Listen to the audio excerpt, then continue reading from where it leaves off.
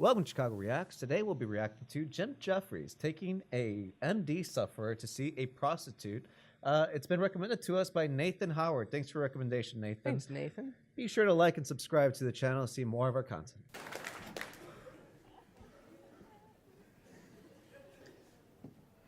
Let's get a drink.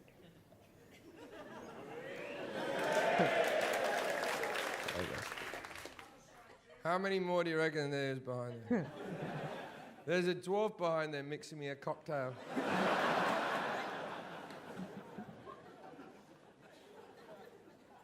I am fucking drunk now. All right. I'm going to tell you a story. This story is very long. The first 3 minutes of this story are very depressing. Just hitching up my pants. First 3 minutes of this story are very depressing, but there is a moment where this story takes flight. And you have to hang in there with me until this moment and trust me that the story is going to get good. I grew up at number 3 Turramurra Street.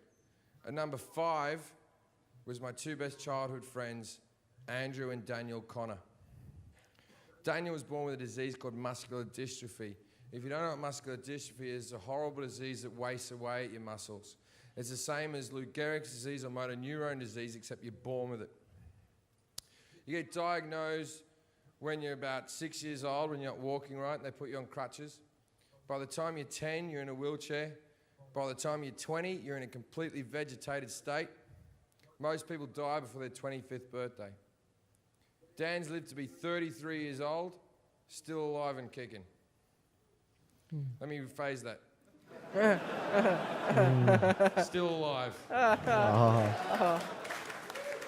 He's actually died 7 times in his life and been resuscitated 7. And I once asked him, I said, Dan, what happens after you die? And he said, nothing. So good luck with your religion and your faith. I'll take an actual statistic. Now, his family had since moved to Melbourne. I had moved to Great Britain. I went to do the Melbourne Comedy Festival. This is about a year ago. I hadn't seen him in all that time. His brother Andrew came to see my show, and then Andrew took me to see Dan.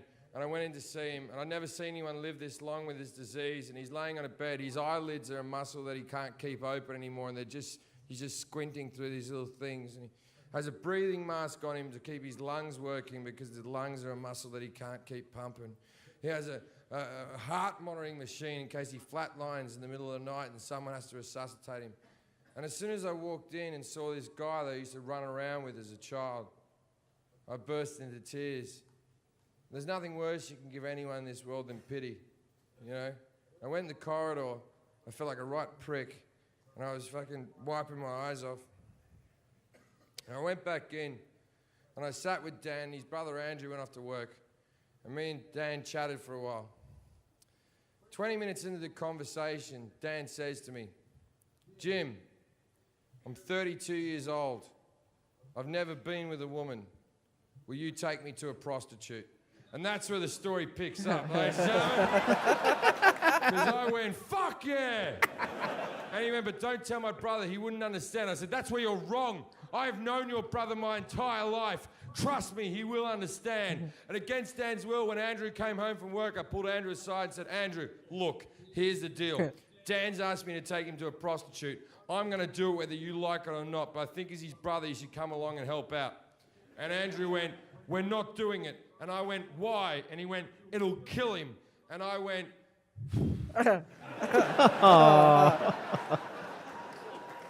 he's gonna die soon anyway. This is a good way for him to go. Like, sure, we'll have to answer a few questions. Hero. Sure. And he said, we're not doing it. And I said, why? And he goes, because Mum doesn't like you already. And I went, your mum's never liked me. That's why I'm the right guy to kill your brother. And he said, all right, we'll do it, but he can't have full sex. Full sex will kill him. He can only have a blowjob. And I thought that was fairly reasonable. So we went back in and saw Dan. He was where we left him. And we said, Oh, God. Dan, here's the deal. I know you told me not to tell your brother, but I told your brother. me and him are both going to take you to the knock shop tomorrow, mate, but you can't have full sex. You can only have a blowjob. And Dan went, I want full sex. And his brother Andrew went, Dan, you're in no position to argue with anyone ever. Then Dan reluctantly agreed. Now, prostitution in Australia is legal. So I spent the rest of the afternoon going through the phone book trying to find a brothel with wheelchair access. Best afternoon ever. Best afternoon ever. Eventually I found one, the biggest brothel in the Southern Hemisphere, the Daily Planet, or as the Australians call it, 4 floors of whores. It's a 24-hour brothel because Australia's a go-ahead country. So we decided we were going to go early in the morning, like real early, like 6 a.m. We wanted to go when the place was quiet and we weren't going to cause a scene. So we wake him up at 6 o'clock in the morning. It's hard to tell if he's awake. And we get him in his chair. Now, he hasn't got your bog standard fucking wheelchair. He's got one of those big sort of silver-looking things with the truck tires on it. I think the model's called a Hawking. And even though his muscles don't work, they get sore. So this thing can move him from side to side and back to front and even into a full bed. So we get him in the chair, then we order a taxi. And then it's not like you have black cabs out there. It's like a normal car, but they've modified the back to go higher. And they drive him up through the boot and they strap him in there. And he sits up high with windows all around him like a big retarded pope. Or as the Catholics would say, the Pope. And we drive off to the brothel. Now, when we get to the brothel, it takes 10 minutes to get him off the taxi. I see this as my window of opportunity. So while they're getting him off the taxi, I run into the brothel. Now, there's 2 ways that brothels work. Either the prostitutes will stand in a row in their lingerie and you just pick the one that you want.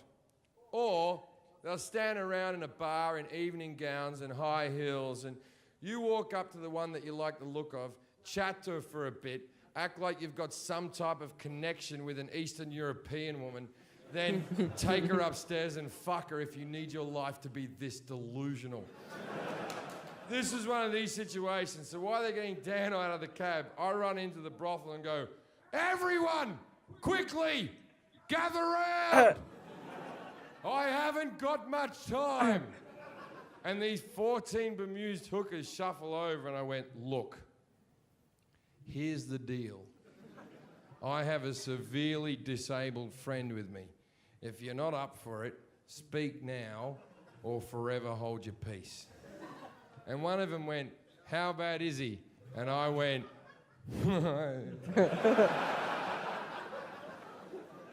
pretty fucking bad. And 10 of them said they wouldn't do it. And I said, well, I respect that. But can you please go and hide because I don't want him to be rejected by hookers. And these 10 girls shuffle away in their evening gowns and their high heels with gonorrhea falling out of them. I am now left with 4 girls, the best looking one by a mile stays. Dan wheels in, looking like Jabba the Hutt, breathing like Darth Vader. 2 of the girls run away and I'm like, are you fucking kidding, you sluts? I just asked you nicely. So we're now left with 2 girls. The best looking one's there, the other one's a fucking troll. Now, out of respect for the ugly one, I go to Dan, I go, Dan, there's only 2 girls working today, mate.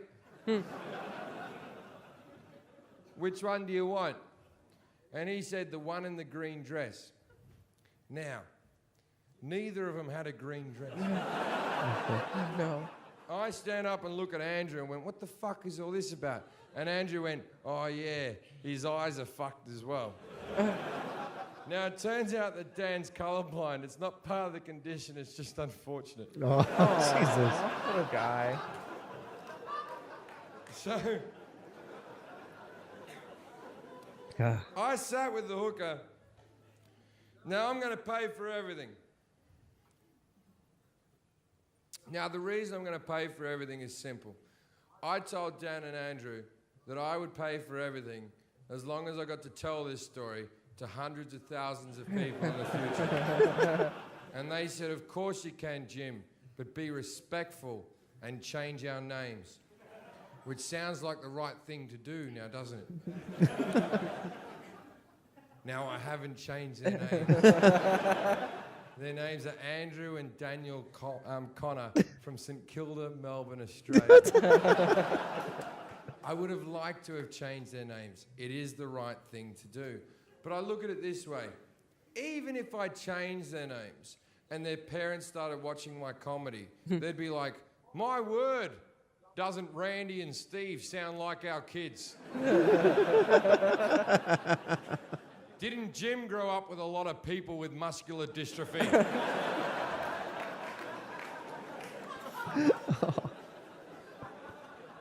So I sat there with a hooker and I said, how much for the half hour? And she said, $180. And I said, I'll give you $250 because I realise this is a specialty thing you're doing. And she goes, I got one question for you. And I said, shoot. And she went, is he mentally retarded? And I went,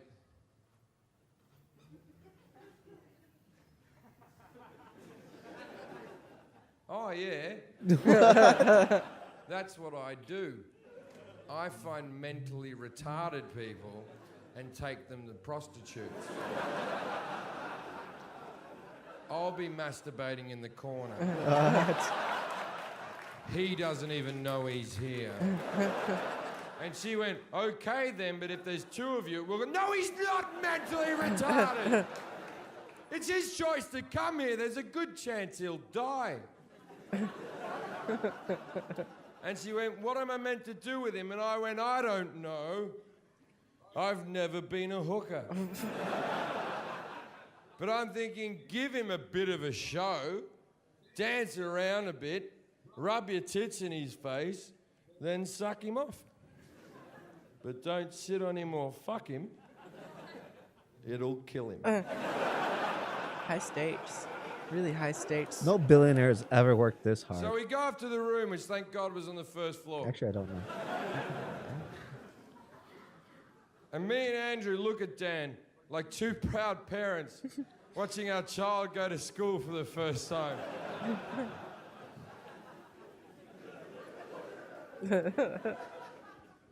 And then we leave, and as we proceed to leave, I pat Andrew in the back, and I said, Andrew, you've been a good brother today. He said, thanks, mate. And then we had a hug.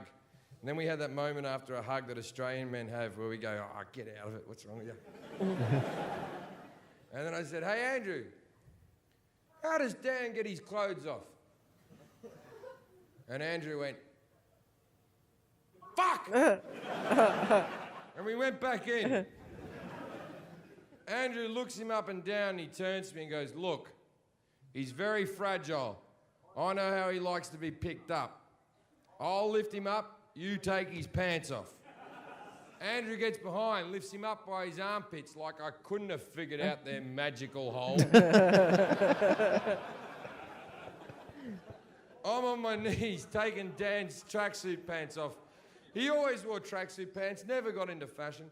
And as I'm taking his tracksuit pants off, what many of you are wondering is, can Dan get an erection? I was. Here. And the answer is yes. Nice, nice. Even though none of the muscles in his body work, the cock is not a muscle, the cock is a bit of skin that fills with blood. If he gets aroused up here, blood will rush to there.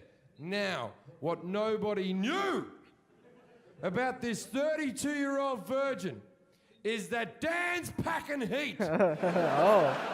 I'm talking 9.5 inches of disabled misery. Oh. This cock's so fucking big, I think that's why the rest of his muscles didn't work. Oh.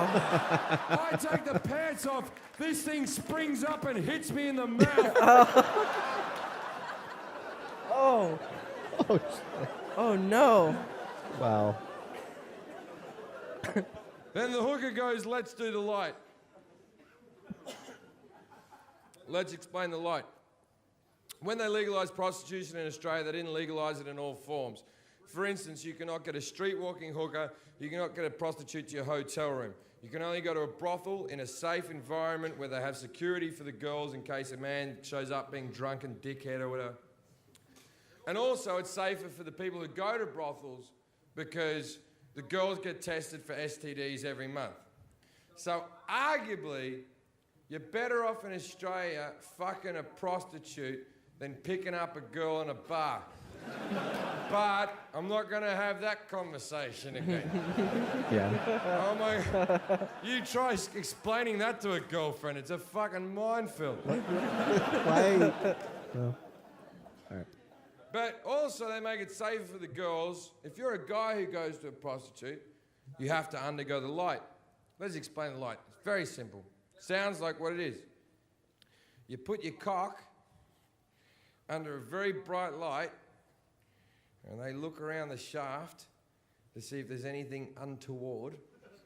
Then they get a magnifying glass out, go through your pubes to make sure nothing's running around. Nice. It's not a big deal. I've been rejected heaps of times. Now the chair's here, there's a bed here, there's a hot tub there, the light's over there. Now we try to get the chair past the bed and the hot tub, but we can't get it through. So me and Andrew walk over the hooker and we're whispering because we don't want Dan to hear, and we're like,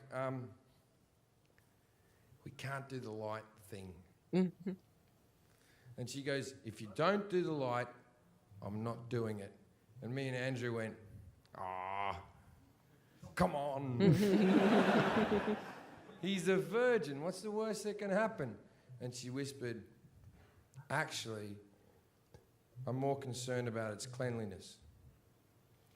And then his brother Andrew said loudly and proudly, I washed it before we came out. Now you may think you're a good brother, good sister, good mother, good daughter, whatever the fuck you think you are in this world.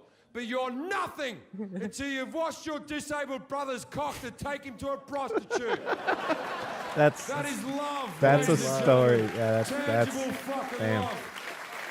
Oh, that is a true triumph of brothers. That's a little bit, yeah. So we looked at Dan. Everyone agreed it was time to go. We looked at Dan. And me and Andrew looked at him and went, we're going now, mate. If you've got anything you want to say to us, say it now, because we're going to leave, mate. And this is what Dan did.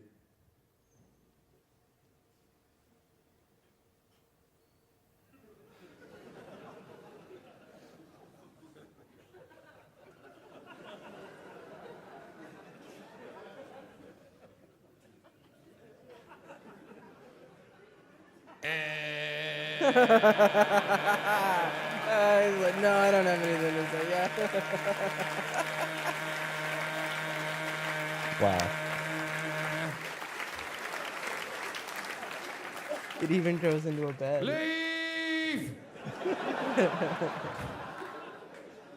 So, me and Andrew went back down to the bar and we hanged out with the hookers. There's like 10 of them sort of mulling around, yeah. We're standing there. We don't know what Dan's up to, but we're standing around the bar with all the hookers.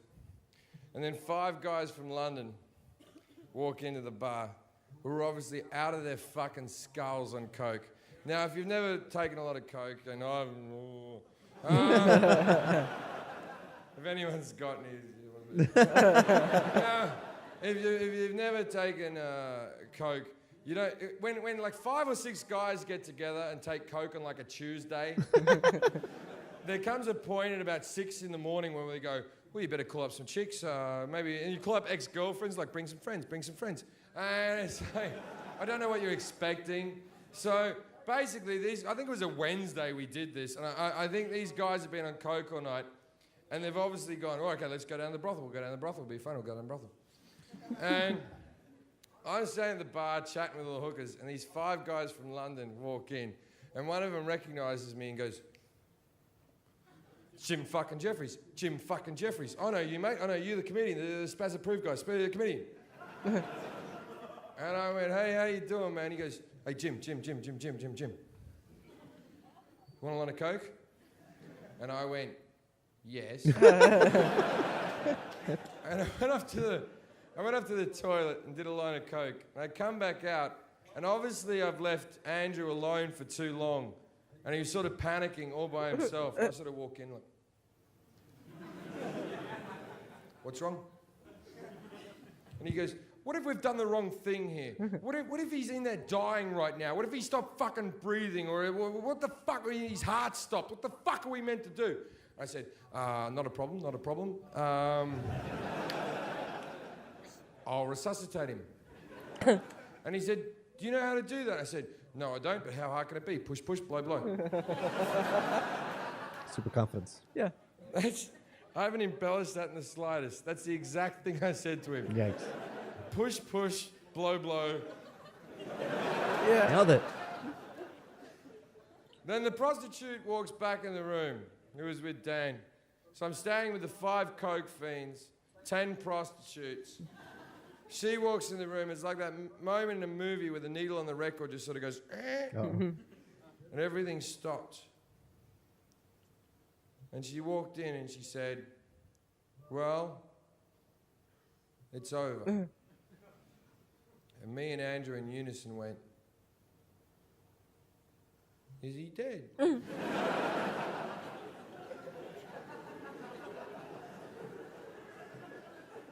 And her exact words were, oh, I didn't check that. So, me, Andrew, the 5 coke fiends, the 10 hookers, we all run to the room. Now he's not dead. His chair's back in the upright position. His cock is still sitting up majestically, covered in jizz and spit. But for a man who an hour ago couldn't lift his eyelids, he was sitting there like this.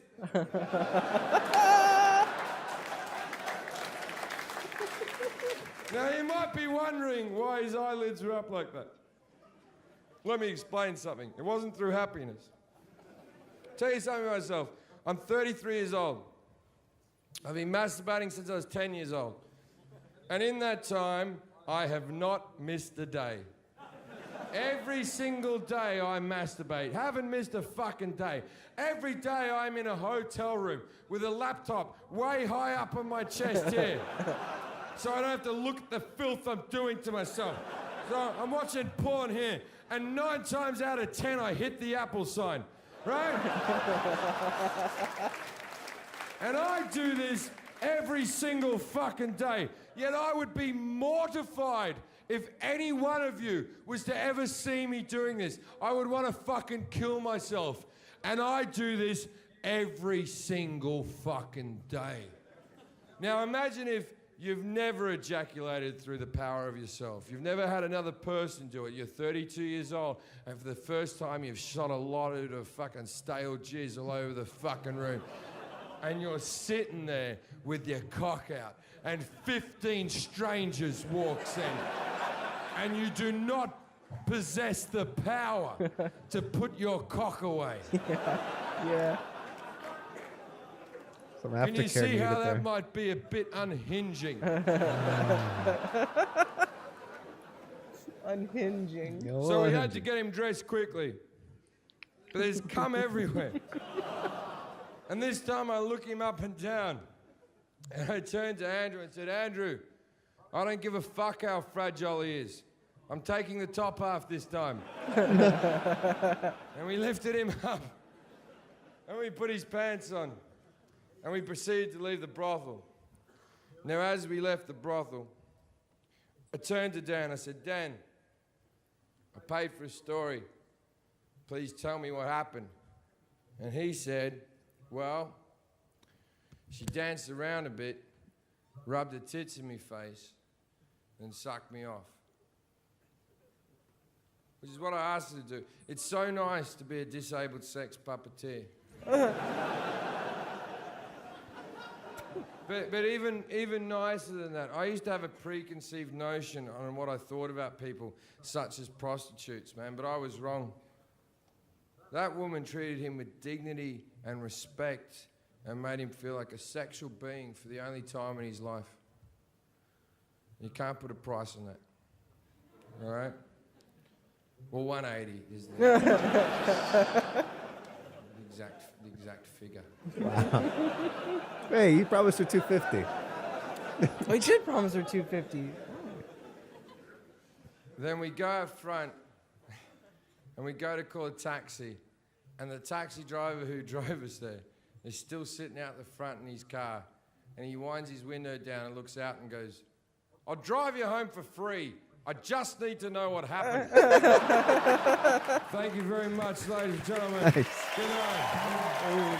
That's a good story. Wow. I feel like Jim Jefferies has a lot of like comedy that's just based in like the reality of a story. I mean, that's just good storytelling, which is like the most enjoyable form of comedy, or Yeah. just what people like to do.